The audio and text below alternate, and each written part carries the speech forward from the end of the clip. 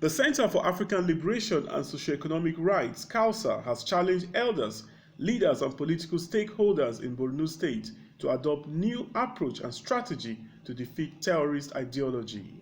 In an emotion-laden speech delivered at the Unity Fountain on Friday in Abuja, CALSA's convener, Princess Ajibola, said it would take the collaboration of the elders, politicians and other stakeholders in condemning the antics of Boko Haram and Iswap ideology for peace to return to the Northeast.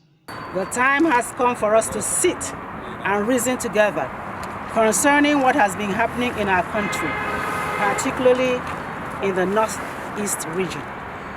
We cannot afford to pretend that all is still well when our well-being as a people has been violated and the future for us and our children, including our children, threatened. The overall essence of our humanity is being threatened by evil, wickedness, and foreign conspiracies against our country.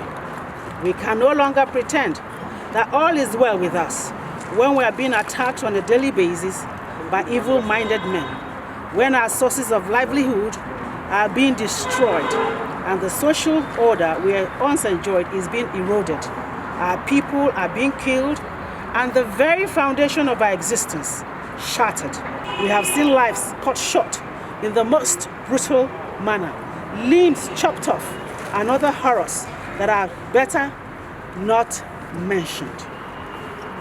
We have seen innocent people butchered, that the red color of blood does not evoke blood-curdling emotions anymore. We have seen children orphaned in seconds, and women widowed just like that, in their thousands, in the twinkle of an eye, that such size no longer evokes somberness as it used to in our land.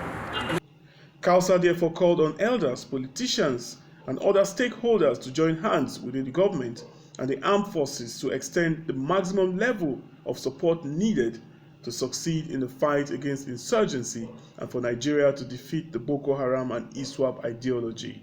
We therefore appeal to our elders, political leaders, traditional leaders, and other stakeholders to join hands with the government and the armed forces of the Federal Republic of Nigeria to extend to them the maximum level of support needed to succeed in the fight against insurgency and for Nigeria to defeat the Boko Haram and Iswap ideology.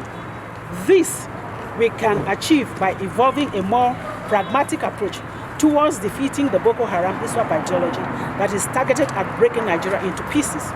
Cooperating with the federal government will send negative signal to the terrorists that it is not business as usual and will put them out of business. Our unequivocal condemnation of the terrorists and their evil habits will send a signal to them that we are now united and want to see the final end of terrorism. The center reckoned that this can only be achieved if a pragmatic approach towards defeating terrorist ideology is adopted.